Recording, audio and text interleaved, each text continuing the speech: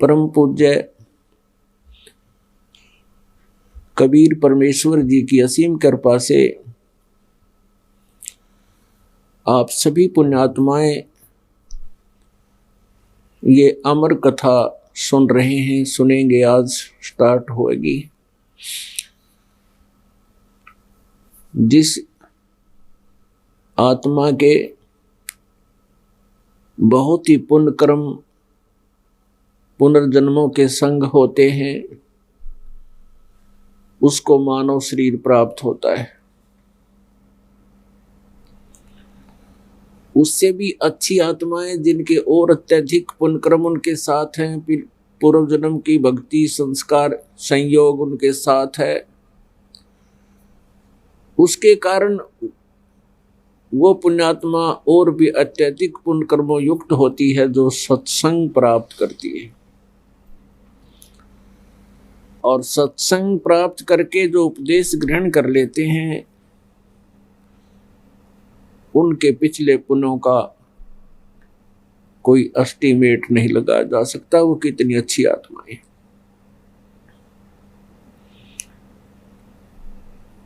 उन पुण्यात्माओं में से आप हो जो यहां परमात्मा की अमर कथा सुनने के लिए उपस्थित हुए।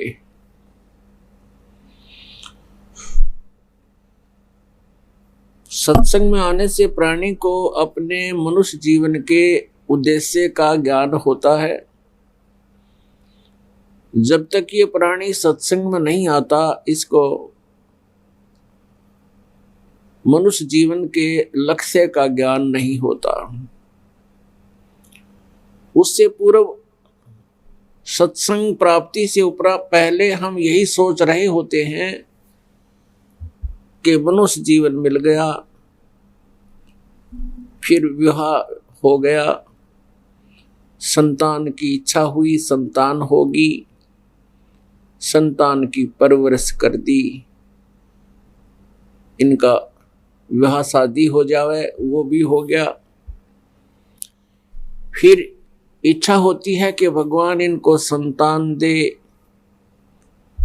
और जब संतान के संतान हो जाती है तो फिर हम सोच लेते हैं कि हमारा जीवन सफल हो गया, हमारा कर्तव्य पूरा हुआ। पुण्यात्माओं, सत्संग में आने से ज्ञान होता है कि न तो आपका जीवन सफल हुआ और न ही आपका कर्तव्य पूरा हुआ। ये तो केवल वही पूरा हुआ जो होना था, आपके जो प्रारब्ध के अंदर था वही फला फूला।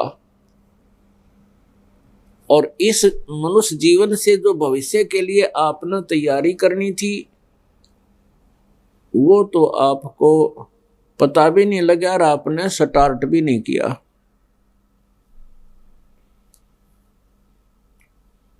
तो पुण्यात्माओं, परमेश्वर स्वयं आते हैं इस तत्व ज्ञान यानी अमर कथा अपनी जानकारी स्वयं देने के लिए, क्योंकि परमात्मा अमर है।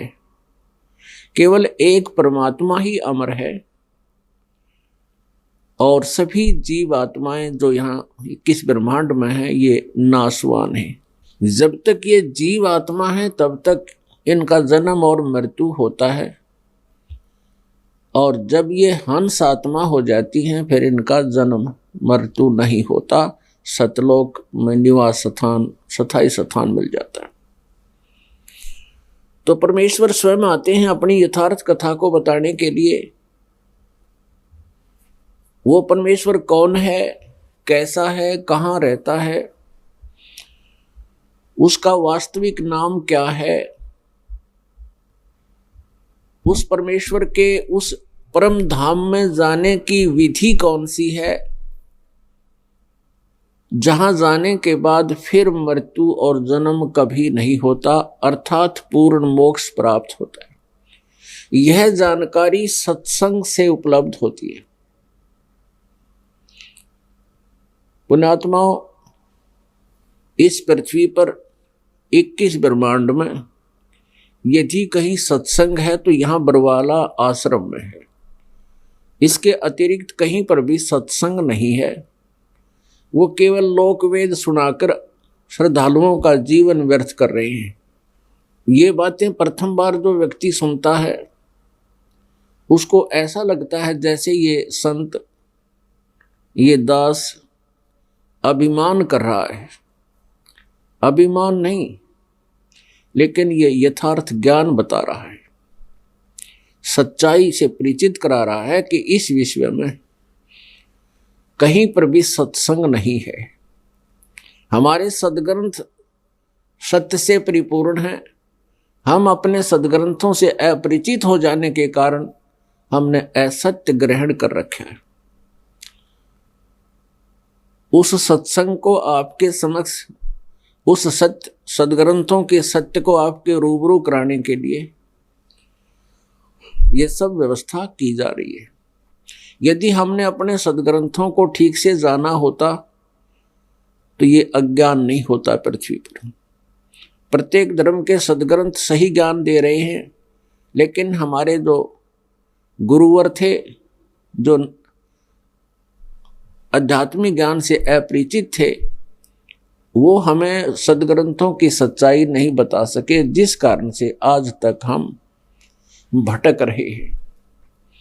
श्रीमद् भगवत गीता अध्याय नंबर 18 के श्लोक नंबर 62 में कहा कि अर्जुन, तू सर्वभाव से उस परमेश्वर की शरण में जा जिसकी कृपा से तू परम शांति को और सनातन परम धाम को प्राप्त होगा। इस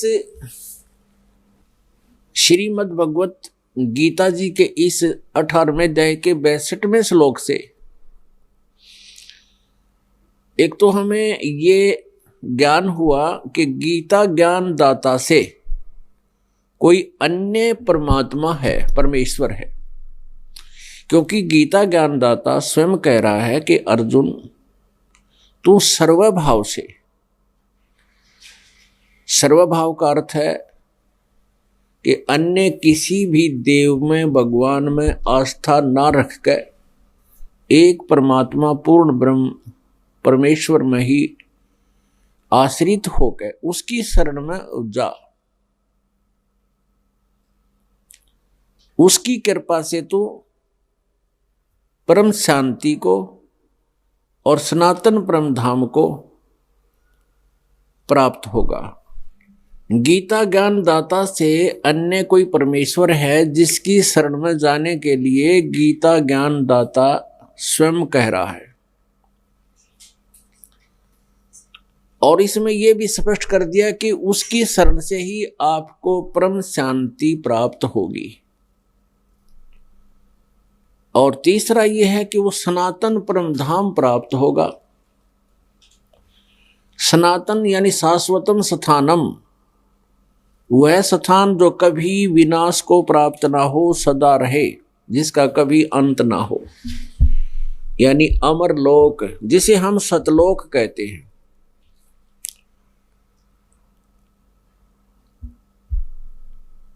गीता ज्ञान दाता श्रीमद् भगवत गीता अध्याय नंबर 4 के श्लोक नंबर 5 और 9 में, गीता अध्याय 2 के श्लोक नंबर 12 में, गीता अध्याय नंबर 10 के श्लोक नंबर 2 में गीता ज्ञान दाता स्पष्ट कर रहा है कि अर्जुन, तेरे और मेरे बहुत जन्म हो चुके हैं, तू नहीं जानता, मैं जानता हूं। इससे सिद्ध हो गया कि गीता ज्ञान दाता अमर भगवान नहीं है। अमर मीन अविनाशी, जिसका नाश कभी ना हो।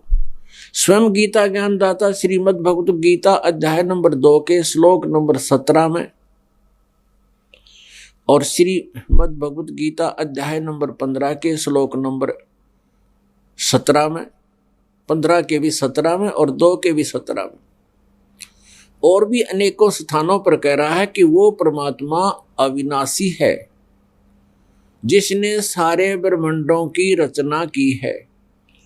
और गीता जी अध्याय नंबर 15 के श्लोक नंबर 1 से 4 में भी स्पष्ट किया है कि तत्वदर्शी संत के मिलने के उपरांत उस तत्व ज्ञान रूपी शस्त्र के द्वारा इस ज्ञान रूपी अंधकार को काट के अर्थात तत्व ज्ञान को समझकर उसके पश्चात परमेश्वर के उस परम पद की खोज करनी चाहिए, जहां जाने के बाद साधक फिर लौटकर कभी संसार में नहीं आते, उनका पूर्ण मोक्ष हो जाता है।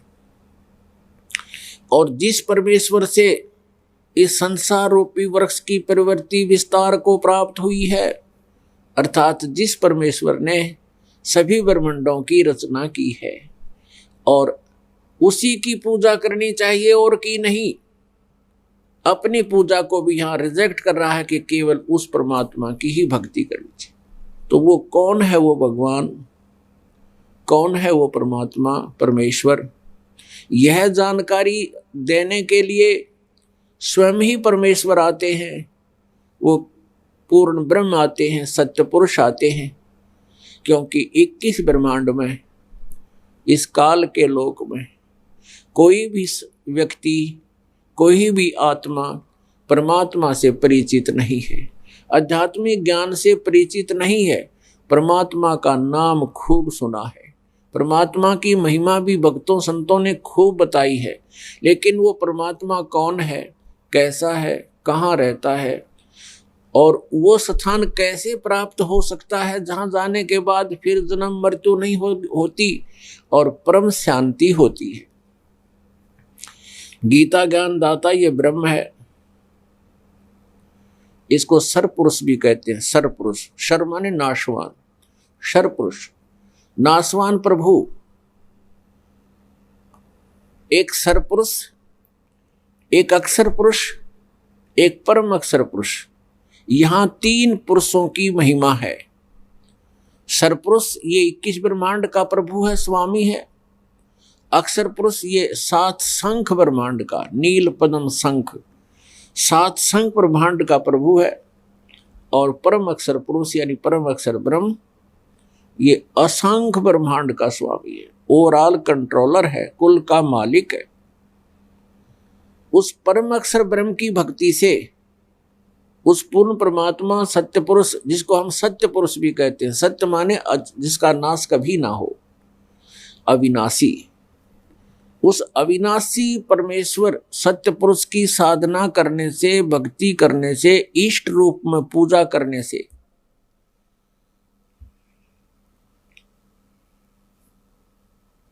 हमारा पूर्ण मोक्ष होगा।